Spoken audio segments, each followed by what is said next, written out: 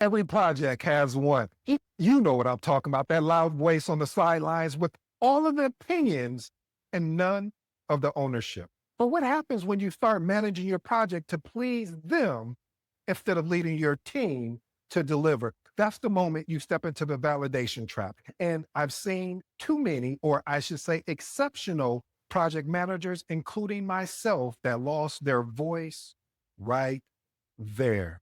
You see, it was week 10 of a on-prem to cloud migration with multiple servers, multiple departments, and one stakeholder who always had something to say, but never showed up. He never came to the meetings. He never read the meeting recaps, but somehow, some way, he always found time to complain about the work his team had to do. He would say things like, my group is overloaded.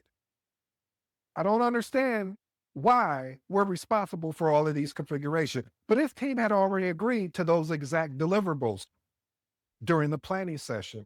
And it was in every single meeting recap that I sent out, which his email address, of course, was included, but failed to read.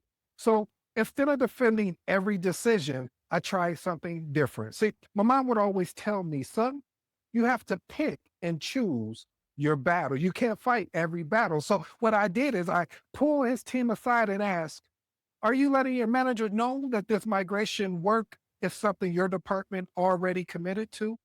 They looked at each other. Then one of them said, he doesn't really read the meeting recaps. We just try to manage it ourselves. That's when it clicked.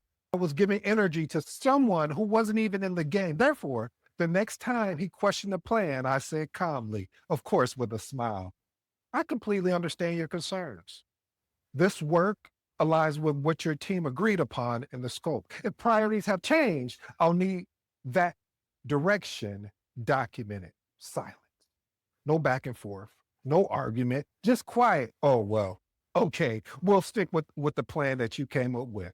You see, the noise stopped. The team got back on track. And that's when I learned that the loudest opinions usually come from the sideline. They talk most because they risk the least. And honestly, it's not just projects. I've made episodes here where people comment or DM me saying, you're wrong. I'm blocking you. And then I check their profile. No content, no video, nothing. See, I admire opinions. I really do. But bring value, not insult. See, it's easy to critique someone from the stands. It's harder and far more rewarding to actually get on the field and play.